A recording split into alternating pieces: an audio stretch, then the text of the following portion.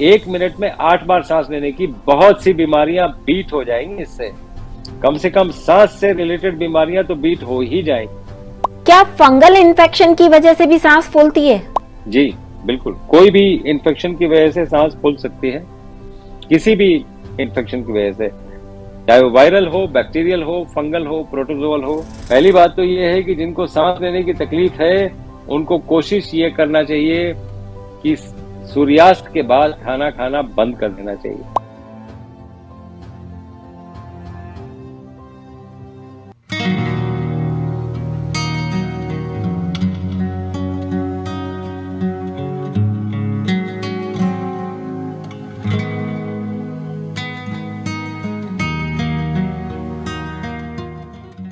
नमस्कार, D5 channel Hindi देख रहे दर्शकों का मैं वंदना स्वागत करती हूँ। आज एक बार फिर हम जुड़े हैं डॉक्टर अवधेश पांडे जी से। डॉक्टर अवधेश, आपका बहुत बहुत स्वागत है हमारे इस प्रोग्राम में। धन्यवाद Vandana ji, and thank you for calling me to your channel. Doctor Awadhesh, आजकल लोगों को सांस लेने में भी काफी दिक्कत होती है, तो ये जो सांस लेने में दिक्कत होती है ये किन कारणों की वजह से होती है? आपने बहुत ऐसी बात छेड़ दी जिसपे बहुत गहन चिंतन करने की बात है। जिंदगी शुरू कैसे हुई? पहला सांस लेके। जिंदगी खत्म कैसे हुई? आखिरी सांस लेके। जिंदगी शुरू हुई सांस से, खत्म हुई सांस पे। मैसेज क्या है? अगर सांस पे काबू पा लिया तो जिंदगी पे काबू पा लिया। जितने भी आपके ट्रेनिंग मॉड्यूल्स हैं, जितने भी एक्सरसाइजेज हैं, जितनी भी चीजें जो हेल्थ को ठीक रखती हैं, सब सांस लेने की पद्धतियां हैं। चाहे आप योग कर लीजिए, मॉर्निंग वॉक कर लीजिए, जॉगिंग कर लीजिए, स्विमिंग कर लीजिए, डांसिंग कर लीजिए, वेट लिफ्टिंग कर लीजिए, आप सांस ले रहे हैं। सांस ज्यादा ले रहे हैं तो प्यास ज्यादा लगेगी। जब भी आप दौड़ के आइए प्यास लगती है। आपने सांस ले लिया, पानी ले लिया, हेल्दी हो गए, नहीं तो बीमार होते और हॉस्पिटल में होते तो सांस और पानी चढ़ाना पड़ता। तो सांस का इंपॉर्टेंस क्या है अभी मैंने आपको बताया। अब सांस लेने की स्थिति आपकी पूरी गति ये डिटरमिन करेगी। कभी आपने सोचा आप 1 मिनट में 16 बार, 14 से लेके 20 बार सांस लेते हैं। अगर आप इस सांस लेने को 8 बार में ले आए, इसका मतलब है आप सांस लंबा लेंगे, रोकेंगे और छोड़ेंगे, फिर रोकेंगे। इसको योग में अंतर कुंभक और बाह्य कुंभक कहा जाता है। ये प्राणायाम की एक स्थिति है, अंतर कुंभक बाह्य कुंभक। कोशिश करिए 1 मिनट में 8 बार सांस लेने की, बहुत सी बीमारियां बीट हो जाएंगी। इससे कम से कम सांस से रिलेटेड बीमारियां तो बीट हो ही जाएंगी। डॉक्टर अवधेश, अभी आपने बात करी कि सांस से रिलेटेड बीमारियां ठीक हो जाएंगी, तो सांस से रिलेटेड कौन कौन सी बीमारियां होती हैं? जब आप सांस ज्यादा जल्दी जल्दी लेते हैं तो बॉडी एसिडिक हो जाती है, इसीलिए डीप ब्रीदिंग को अल्कलाइन ब्रीदिंग कहते हैं। अगर आप सांस लंबी न लें तो लंग्स में कंसोलिडेशंस हो जाते हैं, क्योंकि वहां पर जो माइक्रोब्स हैं वहां पर घर कर लेते हैं, वो बार बार अंदर बाहर जाते रहें। ये स्थिति में आपको लंबा सांस लेना पड़ेगा, लंबा सांस छोड़ना पड़ेगा। आपने कभी सोचा कि लोग बोलते हैं laughter is the best medicine? ये सांस की प्रक्रिया है। जब आप नॉर्मल, जैसे हम और आप बातचीत कर रहे हैं, तो 2 लीटर, मान लीजिए लंग्स की कैपेसिटी 10 लीटर की है, मान लीजिए 2 लीटर एयर एक्सचेंज कर रहे हैं हम। अगर हम दौड़ने लगे तो 4 से 5 लीटर एयर एक्सचेंज करते हैं, 4 से 5 लीटर फिर भी रह जाता है एज रेजिडुअल एयर। बहुत रिगरस एक्सरसाइज करते हैं तो 6 से 7 लीटर एयर एक्सचेंज होता है और बाकी 3 लीटर रह जाता है।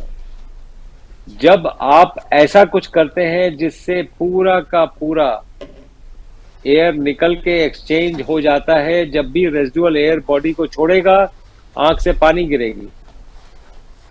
तो चाहे आप उसको हंस के निकाल लें, बहुत हंसते हंसते भी आपकी आंख से पानी गिरता है। जी। तो अगर आप ये सिर्फ बातचीत कर रहे हैं और 2 लीटर एक्सचेंज कर रहे हैं तो 8 लीटर लंग्स में रह जा रहा है, उसमें रेसिडुअल माइक्रोब्स हैं जो कई डिजीजेज, इन्फेक्शन से लेके कैंसर तक कॉज कर सकते हैं, उनमें क्षमता है। इसलिए डीप ब्रीदिंग एक्सरसाइजेज से बहुत से डिजीजेज एवर्ट हो जाते हैं।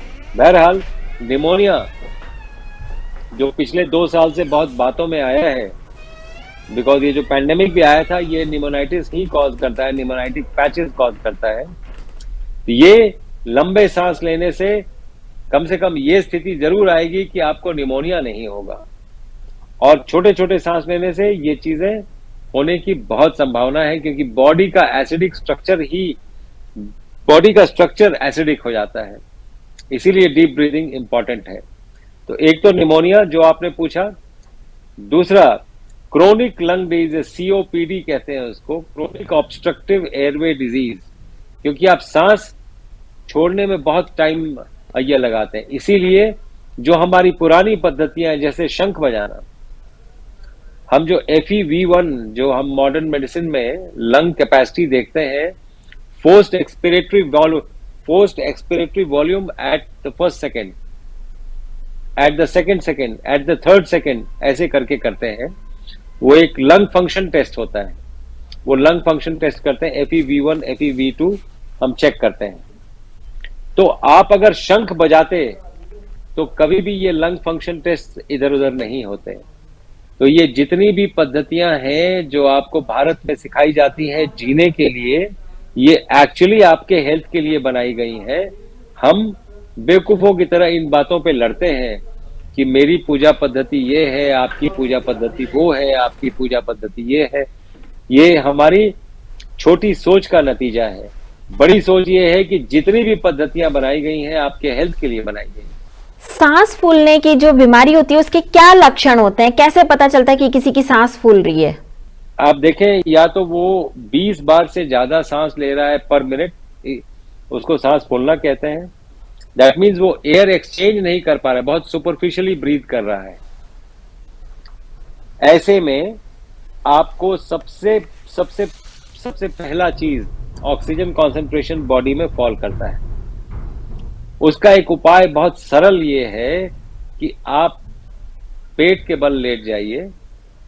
पेट के बल लेटने से क्या होगा, और नाक से सांस लेना शुरू करिए, मुंह से बंद करिए।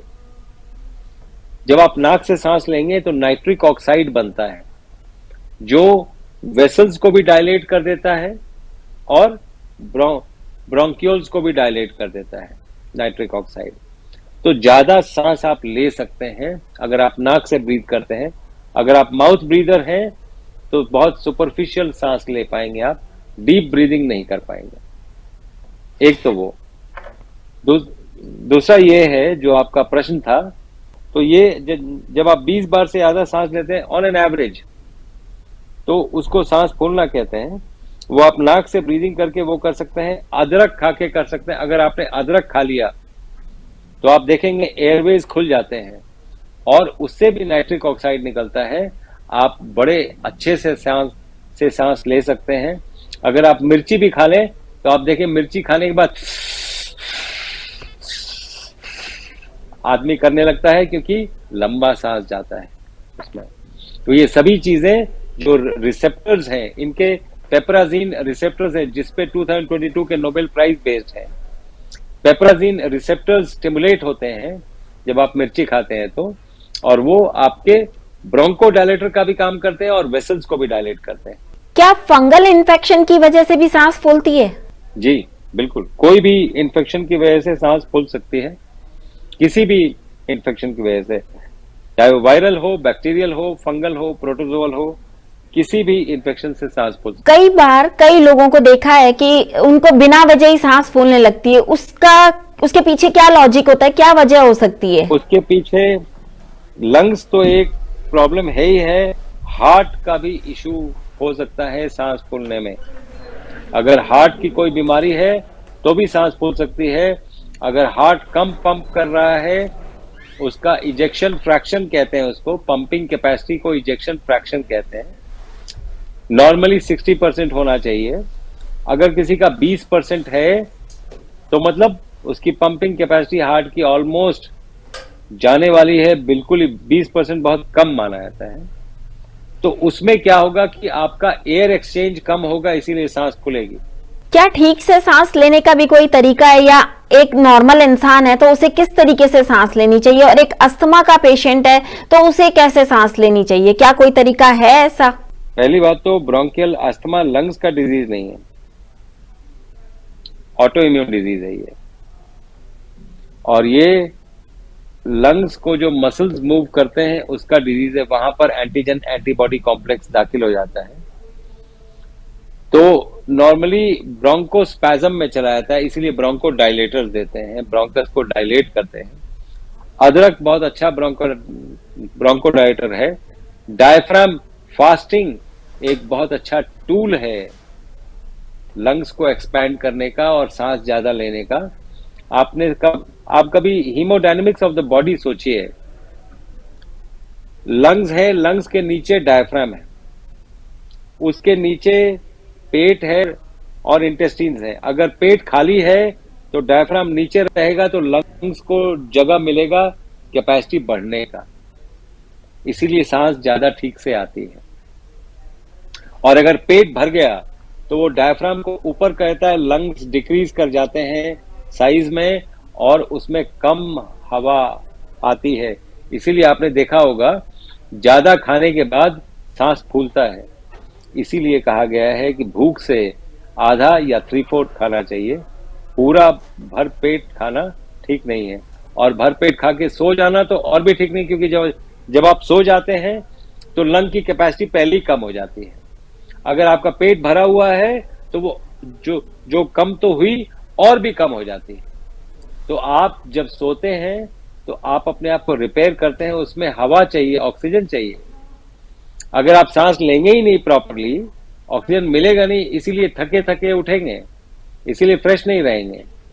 इसीलिए कहा गया है कि आप कम खाइए और जल्दी खा लीजिए, ताकि पेट जब आप सोने लगे तो खाली रहे, ताकि आप ठीक से सांस ले पाए और सोने का पर्पस सर्व कर पाए।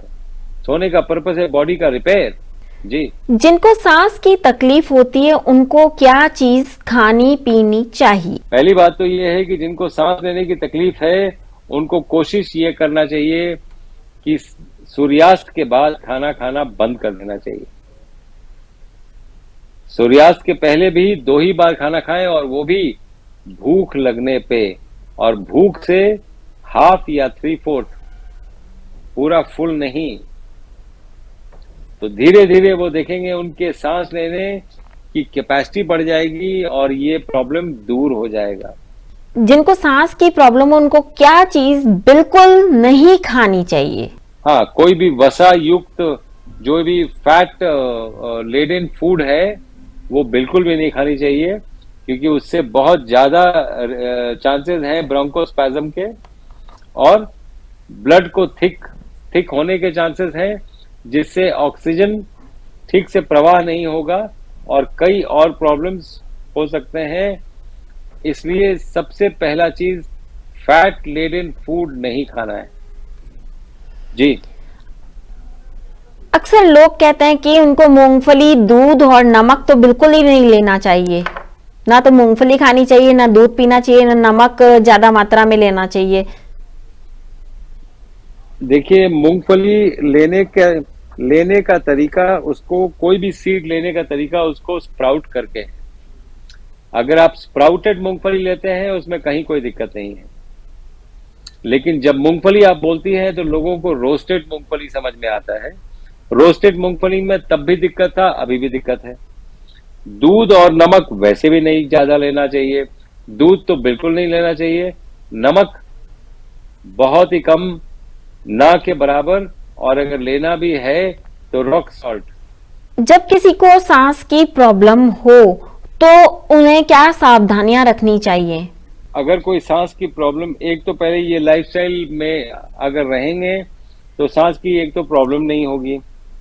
अगर हो गई प्रॉब्लम तो पहला चीज हमारा एक 3 डे प्रोटोकॉल है, उसको निमोनिया कहते हैं और निमोनिया लाइक इलनेस कहते हैं। ये सिंपल है। The first day is day of fasting, बिल्कुल फास्ट करें और करीब 4 से 5 लीटर पानी पीना चाहिए, हल्दी वाला पानी पीना चाहिए, और आप नींबू पानी भी पी सकते हैं, लेकिन फर्स्ट डे इससे ज्यादा नहीं कुछ ये लेना चाहिए। सेकेंड डे नारियल पानी, सारे फ्रूट्स, फ्रूट जूस सब कुछ ले सकते हैं। थर्ड डे ये पानी, नारियल पानी, फ्रूट जूस तो है ही है। 12 बजे के बाद एक खिचड़ी खा सकते हैं और शाम तक बिल्कुल ठीक भी रहेंगे। फोर्थ डे आप देखेंगे आप बिल्कुल ठीक हो जाएंगे, बिल्कुल ठीक। आपने बात करी कि नींबू पानी पीना चाहिए, नींबू में सिट्रस होता है और ऐसा कहते हैं कि जिनको सांस की प्रॉब्लम होती है उनको खट्टे फल नहीं खाने चाहिए, इसमें कितनी सच्चाई है? नहीं, I don't agree with that. मतलब जिनको सांस की प्रॉब्लम है वो खट्टे फल खा सकते हैं, नींबू पानी पी सकते हैं? बिल्कुल पी सकते हैं। सिट्रस फ्रूट नुकसान नहीं पहुंचाता? नहीं, नॉट एट ऑल। कोई भी फ्रूट नुकसान नहीं पहुंचाएगा प्लीज। सिट्रस तो बिल्कुल ही नहीं, क्योंकि विटामिन सी की जरूरत भी है। दमा और अस्थमा में क्या अंतर होता है, या दोनों एक ही बीमारी है? दमा अस्थमा पर्यायवाची शब्द की तरह यूज किए जाते हैं। तो asthma is an autoimmune disease, और autoimmune disease normally lungs में कभी शुरू नहीं हुआ, गट में शुरू हुआ, लंग्स में डिपॉजिट हुआ, जिसको हम ब्रोंकियल अस्थमा कहते हैं। अगर यही एंटीजन एंटीबॉडी कॉम्प्लेक्स जॉइंट में डिपॉजिट हुआ था तो उसको हम नया नाम देते हैं रेमेटॉइड आर्थराइटिस या एंकाइलोजिंग स्पॉन्डिलाइटिस। जब किसी को अस्थमा हो जाता है तो उसको पंप लेने की सलाह दी जाती है, तो जब वो पंप लेता है तो उसे कितना लेना चाहिए, और क्या ये पंप लेना हानिकारक होता है? जी बिल्कुल होता है, और इसमें स्टेरॉइड्स भी होते हैं, इसमें सारा कुछ होता है, और म्यूकस लाइनिंग भी खराब होता है, कई चीजें होती हैं। तो इसके बैड इफेक्ट्स तो बहुत हैं, लेकिन गुड इफेक्ट्स इतने भी ज्यादा नहीं हैं। कुछ गुड इफेक्ट्स हैं, ताकि वो बहुत से इमरजेंसीज अवॉइड कर देता है। तो वैसे केस में तो ठीक है, अदरवाइज डॉक्टर की सलाह के बिना ऐसे प्रेस्क्रिप्शन पे पंप लेके और ये लेना ठीक नहीं है। अगर किसी को अचानक पंप लेना पड़े तो कितनी बार लेना चाहिए? वेल, ये तो उसके डिजीज प्रोसेस पे डिपेंड करता है, लेकिन नॉर्मली 3 या 4 बार इज सफिशिएंट। अगर अचानक अस्थमा का अटैक हो जाए तो क्या करना चाहिए? उसको स्टेटस एस्मेटिकस कहते हैं। स्टेटस एस्मेटिकस में जैसा मैंने आपको बताया, एक तो खाना पीना बंद करेंगे, दूसरा ये है कि जो भी ट्रिगरिंग फैक्टर्स हैं, हीट और कोल्ड दोनों ट्रिगरिंग फैक्टर्स हो सकते हैं। आइस वाटर पी लिया तो भी हो सकता है, बहुत हॉट वाटर पी लिया तो भी हो सकता है। तो ये सभी चीजें अवॉइड करनी चाहिए, बीच का रास्ता निकाल के चलना चाहिए, और वही बीच का रास्ता कई चीजों को अवॉइड कर देता है। जी, अगर अचानक से अस्थमा का अटैक हुआ उस वक्त क्या करें ताकि एम्बुलेंस के आने तक का समय मिल जाए? अदरक खा लें, अदरक खा लें, और अदरक जेब में रखें। अगर आप एस्मेटिक हैं, अदरक खा लें और कुछ भी ना खाएं। आप देखिए, आप बड़े आराम से सस्टेन कर लेंगी अपने आप को। एम्बुलेंस आए तो कई बार वो वापस भी भेजते हैं, मैं तो अब ठीक हो गई हूँ। तो वो आप कितना आर्डेंटली करते हैं उस पर डिपेंड करता है। जी, क्या कोई जब भी किसी को अस्थमा का अटैक होता है तो क्या कोई पहले लक्षण कुछ दिखाई देते हैं या अचानक से ही होता है? नहीं, स्टेटस एस्मेटिकस अचानक नहीं होता है। स्टेटस एस्मेटिकस एक टाइम फ्रेम में चलता है, and then it leads on to status asthmaticus. अगर उसको ठीक से ना किया गया तो, ठीक से हैंडल ना किया गया तो। मेरा तो मशवरा है कि आप अगर 50% अपना स्टमक खाली रखते हैं, 2 ही बार खाना खाते हैं, जिसमें से 50% रॉ एंड 50% कुक्ड फूड है, तो मोर और लेस ये इंश्योरेंस है कि आपको एस्मेटिक अटैक इसके बाद नहीं होगा, मोर और लेस।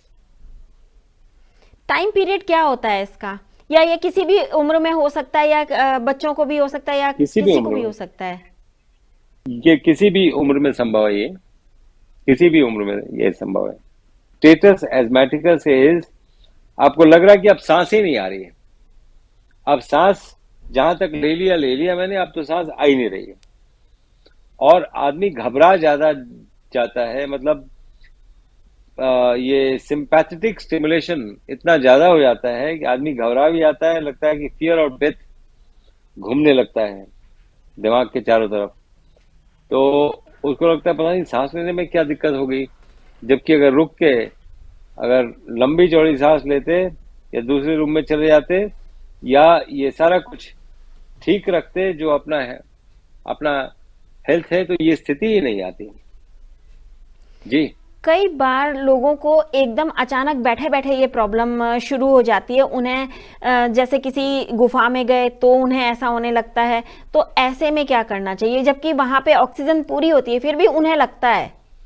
लंग्स और हार्ट चेक कराना चाहिए। कई बार एनवायरनमेंट में प्रॉब्लम नहीं होता, खुद के अंदर होता है, लेकिन हमें लगता है एनवायरनमेंट में है।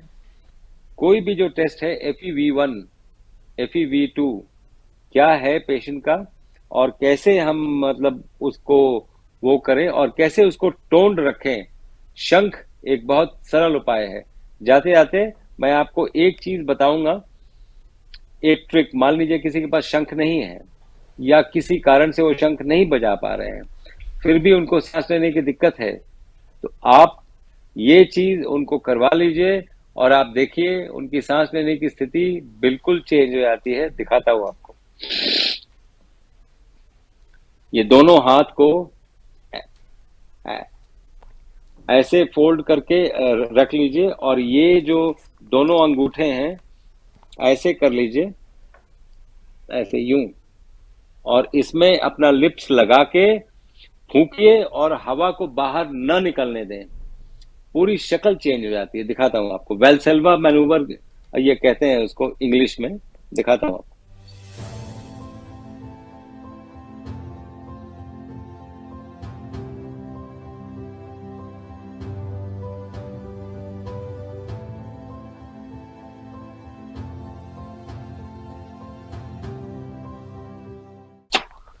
आप उसमें फूकते जाइए और हवा बाहर ना निकलने दें। वही हवा जो है बैक फोर्स से आपके पूरे सर्कुलेशन को नॉर्मल कर देती है। उसी को वैल्सेल्वा मैनूवर कहते हैं। वो कई लोग सांस लेके रोक लेते हैं, उससे वैल्सेल्वा कर लेते हैं, वो बहुत माइल्ड है। ये बहुत अच्छा तरीका है, बहुत क्विक काम करता है। डॉक्टर अवधेश, आपने हमें बहुत ही महत्वपूर्ण बातें बताई। उम्मीद है हमारे दर्शक इनसे जरूर लाभ उठाएंगे। आप हमसे जुड़े, आपका बहुत बहुत धन्यवाद। थैंक यू वंदना जी। अगले एपिसोड में आपसे फिर मुलाकात होगी, तब तक के लिए नमस्कार।